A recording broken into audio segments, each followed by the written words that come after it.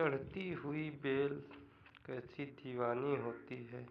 नया नया यौवन अधपड़पन बदहवास सी बस अपनी मस्ती में सरसराती हुई छुई मुई सी हिलोरे लेती है।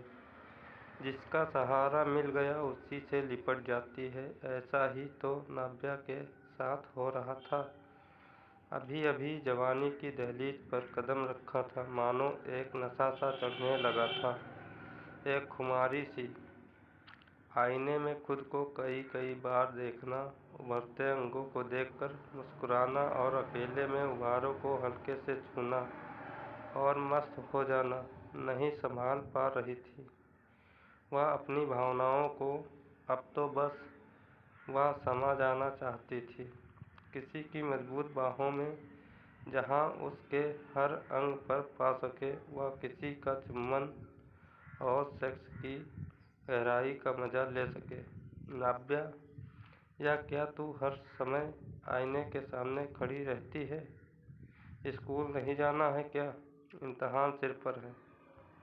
अचानक तनुजा की आवाज़ से नाव्या चौंक गई।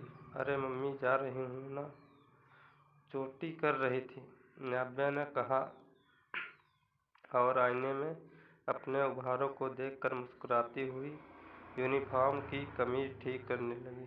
चल जल्दी कर, तेरी फ्रेंड बुला रही है, तनुजा ने लंच बॉक्स उसके स्कूल बैग में रखते हुए कहा। Okay bye mummy, love you, Tanuja को गाल पर किस करते हुए नाव्या ने कहा और बैग उठाकर बाहर भाग गई।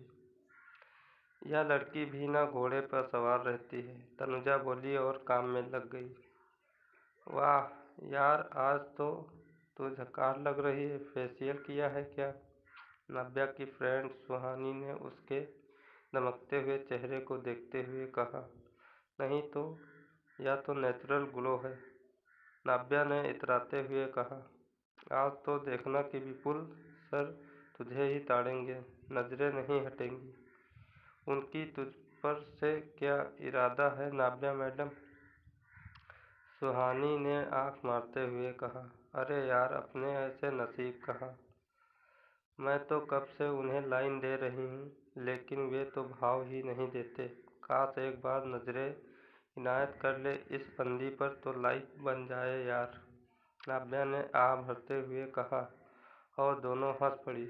अरे देख तो, यह सिम्मी किसके साथ आई है, चल चल देखते हैं कौन है यह बंदा। स्कूल के सामने एक क्लासमेट को किसी लड़के की बाइक से उतरते देखकर सुहानी बोली, इसकी तो चल देखते हैं, नाव्या ने खींचते हुए कहा। हाय सिम्मी, दोनों ने पास पहुंचकर एक साथ कहा। हाय फ्रेंड्स, यह है मेरा कजिन वासु, और वासु ये मेरी फ्रेंड है नाव्या और सुहानी। सिम्मी ने उन्हें आपस में मिलवाया। हेलो प्रीटी गर्ल, वासु ने सनग्लासेस को बालों पर चढ़ाते हुए कहा। हेलो, नाव्या ने कहा और दावत देती हुई निगाहों से उसकी आंखों में देखा। जवाब में वासु ने भी पलकें झपकाकर मानो उसका आमंत्रण कबूल किया। चलो चलो, क्लास शुरू हो जाएगी। Okay Vasu, bye bye and thank you, तुम नहीं आते तो आज मैं लेट हो जाती, सिम्मी ने कहा। ओके बाय बाय, वासु ने बाइक स्टार्ट करते हुए कहा और चला गया। नाव्या उसे जाते हुए देख रही थी कि सुहानी उसको खींचते हुए स्कूल के अंदर ले गई। क्लास चल रही थी, सभी लड़कियां नोट्स लिखने में मगन थी, लेकिन नाव्या की आंखों के सामने वासु का चेहरा घूम रहा था। नाव्या चौधरी, तभी टीचर की आवाज़ से वह सहम गई। उसे लगा कि उसकी चोरी पकड़ी गई है। जी मैडम, नाव्या अपनी जगह खड़े होते हुए बोली। ध्यान कहाँ है तुम्हारा, बताओ क्या पढ़ा रही हूँ मैं, टीचर ने गुस्से से तमतमाकर कहा। मैडम, वह ये आप, नाव्या कुछ बता नहीं पाई। चुप रहो, मुझे पता है कि तुम्हारा ध्यान नहीं था, एग्ज़ाम टाइम में यह हाल है, बैठो। और अब फोकस करो, टीचर ने हिदायत दी। जी मैडम, कहकर नाव्या बैठ गई। अगला पीरियड विपुल सर का था। वे बिजनेस में एडमिनिस्ट्रेशन पढ़ाते थे। नाव्या अब उनके आने का बेसब्री से इंतजार करने लगी। नाव्या, विपुल सर आने वाले हैं। सुहानी ने चुटकी ली। हाँ यार, मुझे पता है, बालों को झटकते हुए नाव्या बोली। Good morning girls. Vipul sir की आवाज़ सुनते ही नाव्या के कानों में सीटियाँ बजने लगी। शरीर को एकदम टाइट करके पैर पर पैर चढ़ाकर वह ऐसे बैठी जिससे स्कर्ट से उसकी दुधिया और मांसल जांघें साफ नजर आ रही थी। विपुल सर की निगाहें एक बार उन्हीं पर जा टिकी, लेकिन जल्दी ही उन्होंने खुद पर काबू करते हुए पढ़ाना शुरू कर दिया। नाव्या का बराबर पहलू बदलना, जांघों को हाईलाइट करना विपुल सर को खुला आमंत्रण लगा। उन्होंने भी क्लास खत्म होने के बाद नाव्या को बुलाया। नाव्या की धड़कनें आपे से बाहर हो गई। वह सर के पास पहुंचकर बोली, जी सर। नाव्या, तुम्हें कोई प्रॉब्लम तो नहीं आ रही है ना? अगर कोई कन्फ्यूजन हो तो तुम मेरे घर आ सकती हो। मैं तुम्हारे सारे डाउट क्लियर कर दूंगा अगर तुम चाहो तो, सर ने न्योता देने के अंदाज में कहा। नाव्या तो यही चाहती थी। उसने तपाक से कहा, सर मैं कब आपके घर आ सकती हूँ? आज शाम को ही स्कूल के बाद सर। आज तो मुश्किल होगी क्योंकि मम्मी को बताकर नहीं आई हूँ। कल शाम को आऊँ क्या? नाव्या ने पूछा। देखो नाव्या, ऐसा है कि डाउट जितनी जल्दी क्लियर हो जाए तो अच्छा है। आज मेरी वाइफ भी घर पर नहीं रहेगी, तो अकेले में मैं तुम्हें बहुत अच्छे से समझा पाऊँगा। समझ गई ना तुम? विपुल सर ने उसके कंधे पर हाथ रखते हुए कहा। विपुल सर का हाथ लगते ही नाव्या के तन बदन में जैसे चिंगारियाँ फूटने लगी। सांसें तेज और गर्म हो गई, गाल दहकने लगे। अब तो जैसे उसका खुद पर काबू पाना मुश्किल हो गया। नाव्या ने मन ही मन सोचा, मम्मी को तो कुछ भी बहाना सुना दूंगी, लेकिन आज का यह मौका हाथ से नहीं जाने दूंगी। वह बोली, ठीक है सर, मैं आज ही आती हूँ आपके घर। सुहानी से बोल दूंगी कि वह मेरी मम्मी से कह दे कि वीक स्टूडेंट्स की एक्स्ट्रा क्लास है, तो तुम मेरे साथ ही चलना। मैं गाड़ी से अकेले ही तो जाता हूँ, विपुल सर ने कहा। ओके सर, नाव्या बोली। तो शाम को स्कूल के गेट से निकलकर जो पीसीओ है वहाँ से मैं तुम्हें पिकअप करूँगा, ठीक है? विपुल सर ने फिर नाव्या का कंधा दबाया और हाथ को पीठ पर फेरते हुए कहा। नाव्या का शरीर कड़क हो गया। मुँह से बस इतना ही निकल कि ओके सर। नाव्या जल्दी से सुहानी के पास पहुंची और बोली, सुन, विपुल सर ने आज मुझे डाउट क्लियर करने के लिए घर बुलाया है।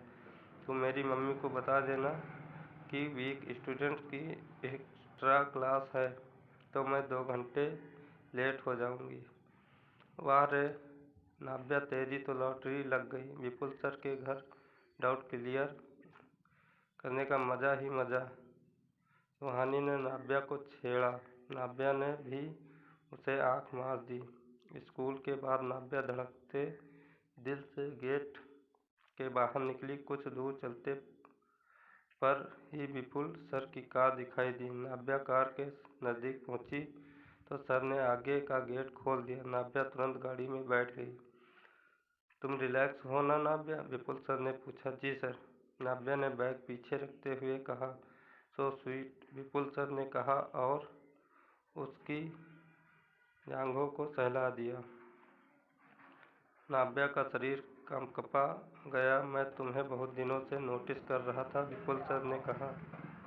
क्या सर? नाव्या ने डर के लहजे में पूछा। क्या तुम नहीं जानती? विपुल सर ने सवाल किया।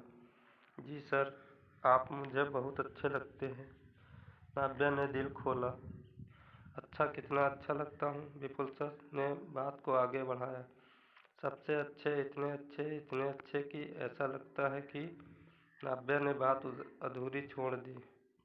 कितने अच्छे, अब बता भी दो। यहाँ तो कोई नहीं हम दोनों के अलावा। विपुल सर ने सुलगती आग को हवा देना शुरू किया। सर कहकर नाव्या ने उनकी टांगों पर हाथ फेरना शुरू कर दिया। विपुल सर ने नाव्या का हाथ कसकर पकड़ लिया और कहा, तुम्हारी बेचैनी मैं समझ रहा हूँ, सब्र करो, बस घर पहुँचने वाले हैं, फिर तुम्हारे प्यारे से शरीर को बहुत प्यार करूँगा। Oh sir, I love you sir. कहते हुए नाव्या ने उनके गालों को चूम लिया। गाड़ी पार्क करके विपुल सर नाव्या को घर के भीतर ले आए, दरवाज़ा बंद कर दिया और पलटते ही नाव्या को बाहों में भरकर उसके होठों को अपने होठों में भर लिया। नाव्या तो पहले ही बेकाबू हो चुकी थी। उसे तो बस आज अपने शरीर की भूख मिटानी थी, जो उसे भीतर ही भीतर खा रही थी। विपुल सर ने नाव्या को गोद में उठा लिया और बेडरूम में ले जाकर बिस्तर पर लिटा दिया। नाव्या बदहवास हो रही थी। उसने विपुल सर को पकड़कर अपने शरीर पर गिरा लिया और बेतहाशा चूमने लगी। विपुल सर के हाथ उसके उभारों पर थे, जिन्हें वह कसकर खींच रहे थे। नाव्या को एक मीठा मीठा दर्द हो रहा था। उसकी चिस्कारियाँ निकलने लगी। विपुल सर को तो कोरा बदन मिला था, सो वे भी उसका पूरा मज़ा लेना चाहते थे। उन्होंने नाव्या की कमीज उतार दी। उसके बेदाग कतराए उभार देखते ही वे पूरी तरह बहक गए। नाव्या के अंगों से खेलते हुए उन्होंने कुछ ही देर में उसके सारे कपड़े उतार दिए। नाव्या ने उन्हें कसकर पकड़ रखा था, मानो वह तो यही चाहती थी। कुछ ही देर में नाव्या की चिस्कारियों से कमरा गूंज उठा। नाव्या का कुंवारापन भंग हो चुका था, लेकिन नाव्या इससे बेफिक्र सेक्स के सागर में गोते लगा रही थी। थोड़ी देर में सब कुछ शांत हो गया। नाव्या कपड़े पहनने लगी, हालांकि उसे बड़ा दर्द हो रहा था। विपुल सर ने जल्दी से दूसरी चादर बिछा दी और बोले, नाव्या तुम ठीक हो ना? जी सर। तो फिर अब क्या इरादा है? क्या मतलब सर? अब दोबारा कब? जब आप कहें। कल? आपकी वाइफ वह हफ्ते भर के लिए गई है। फिर तो ठीक है, चलो तुम्हें बस स्टॉप तक छोड़ दूँ। विपुल सर ने नाव्या को सीने से कसकर लगाते हुए कहा, love you sir, love you too my sweetie. कहते हुए विपुल सर ने उसके होठों को चूम लिया, फिर उसे बस स्टॉप तक छोड़ आए। नाव्या घर पहुंची, पर सेक्स से अभी उसका मन नहीं भरा था। उसका बस चलता तो वह घर आती ही नहीं। विपुल सर की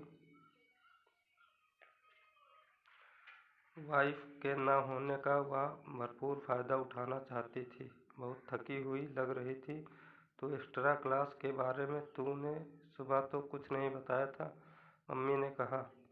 मम्मी, एक्स्ट्रा क्लास अचानक ही अनाउंस हो गई, अब रोज़ रहेगी। मैं रोज़ ही देर से आऊँगी। नाव्या ने लगे हाथ आगे का रास्ता साफ कर लिया।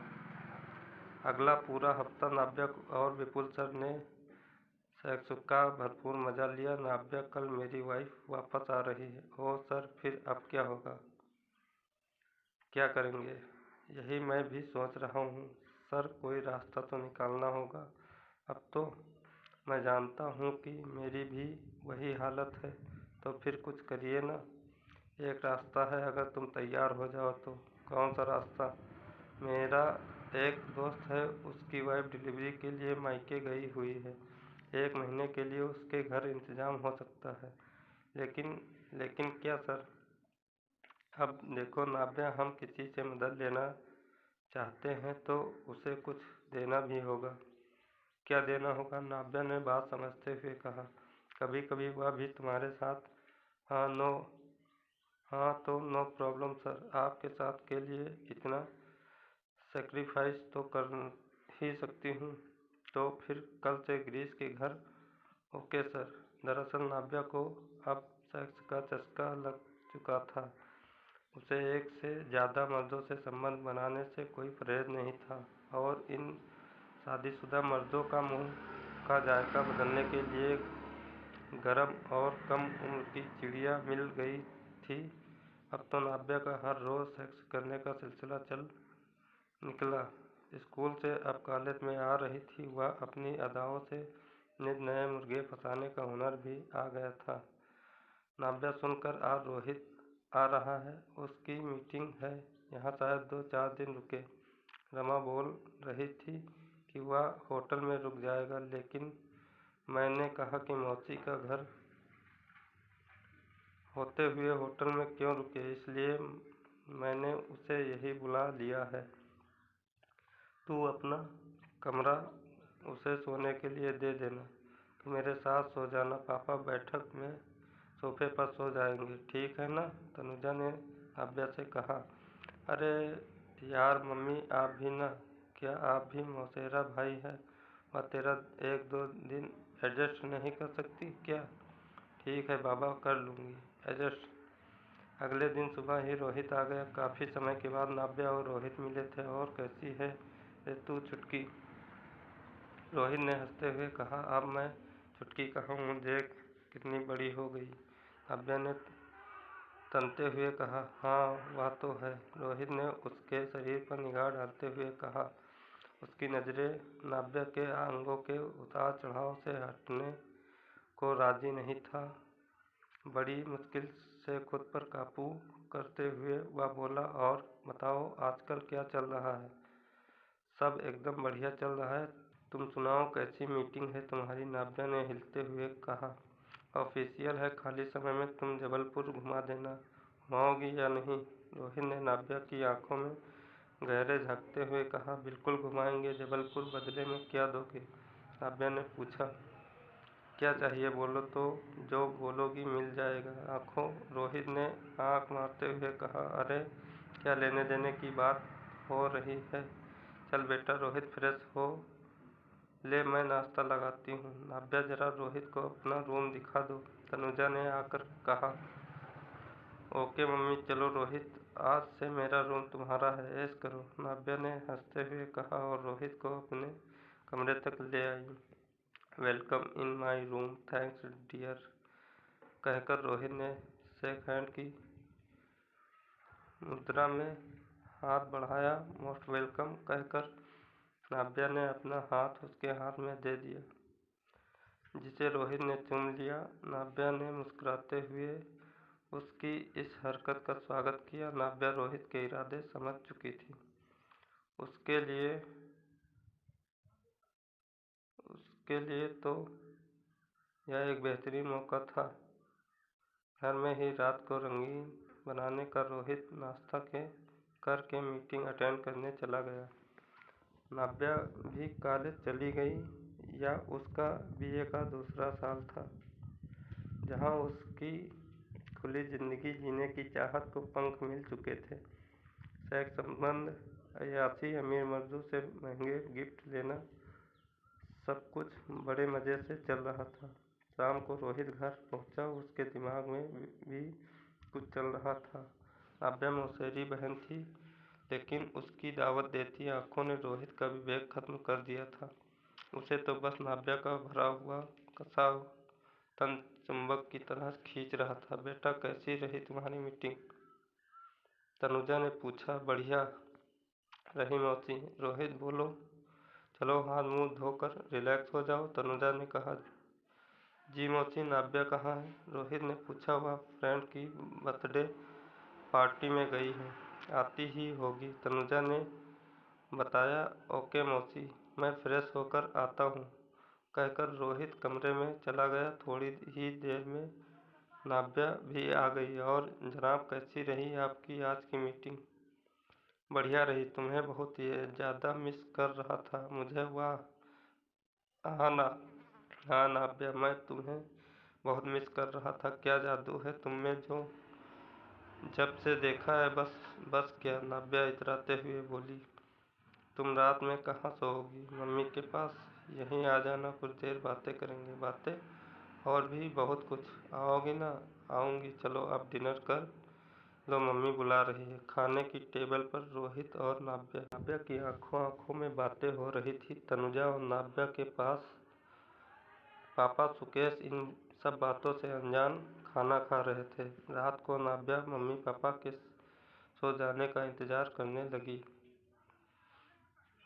जब वह पूरी तरह यकीन हो गया कि वे दोनों सो चुके हैं तो आहिस्ता से रोहित के कमरे में जा पहुंची। उसने नाइट गाउन पहन रखा था। हेलो स्वीट हार्ट, नाव्या फुसफुसाते हुए बोली। वेलकम डियर, मैं कब से तुम्हारा इंतजार कर रहा था। बहुत देर लगा दी तुमने, रोहित ने बेसब्री से कहा। तुम्हारे मौसा जी और मौसी के सोने का इंतजार कर रही थी। और कहो, क्या इरादा है, नाव्या ने होंठ चबाते हुए कहा। तुम बोलो। अच्छा जी, अब वह सब भी मैं ही बोलूं? तो फिर चलो अब ये नाटक छोड़ो। सच में छोड़ दूं नाटक तो, या छोड़ लो, छोड़ दिया, कहकर रोहित ने झटके से नाव्या को अपनी बाहों में भर लिया। तुम्हारी हाँ यार, लेकिन क्या करूं, यह दिल है कि मानता नहीं। इतनी हॉट जो हो। रोहित ने उसे गोद में उठा लिया। फिर शुरू हो गया हवस का गंदा खेल। रोहित और नाव्या दोनों ही रिश्ते को दरकिनार कर जिस्मानी रिश्ते बना लिए। बिस्तर पर नाव्या के रंग ढंग देखकर रोहित ने नाव्या को लिव इन में रहने का प्रपोजल दे डाला। नाव्या ने सोचा कि यह एक्सपीरियंस लेने में क्या जाता है। रोहित अच्छा कमाता है, कोई बुराई भी नहीं है। अगर उसके साथ लिव इन में रहूं तो मम्मी पापा के बंधन से भी छुटकारा पा जाऊंगी और सेक्स भी एंजॉय कर सकूंगी। 3 दिनों में रोहित का ऑफिशियल काम भी खत्म हो गया। नाव्या और रोहित ने सब तैयारी कर ली। नाव्या रोहित के साथ बालाघाट जाने के लिए पूरी तरह तैयार थी। दोनों ने फैसला किया कि कल घर वालों को अपने इरादों से वाकिफ करवा कर वे बालाघाट निकल जाएंगे। अगली सुबह घर में हंगामा मचा हुआ था। नाव्या ने अपने फैसले को बहुत ही बेशर्मी से माता पिता को बता दिया। कुछ तो शर्म करो, हम दुनिया और समाज को क्या जवाब देंगे। क्या कहूँगी तेरी मौसी से, कुछ तो सोच। और तेरी उम्र तो देख, अभी तो पढ़ने लिखने के दिन है। तनुजा भरी आंखों से बोली। मम्मी, अब इन सब बातों का कोई मतलब नहीं है। मेरा फैसला नहीं बदलने वाला है। और फिर यह मेरी जिंदगी है, मुझे पूरा हक है कि इसे मैं कैसे जीऊं। मैं रोहित के साथ बालाघाट जा रही हूँ, वहीं उसकी पोस्टिंग है। अपने माँ बाप को वह बता देगा, नाव्या ने तुनक कर कहा और कमरे में चली गई। तनुजा, अब कोई फ़ायदा नहीं इसे समझाने का। बालिग हो चुकी है वह और इसी बात का फ़ायदा उठा रही है। उसके कदम बहक चुके हैं। क्या पता बात कहाँ तक बढ़ चुकी है। तुम तो शायद वहाँ तक सोच भी न सकें, क्योंकि जिस बुलंदी से नाव्या ने यह बताया है उससे तो लगता है कि इन दोनों के जिस्मानी। तनुजा के पति हताश स्वर में बोले। क्या यही दिन देखना बाकी था? अब तो किसी को मुंह दिखाने लायक नहीं रहे।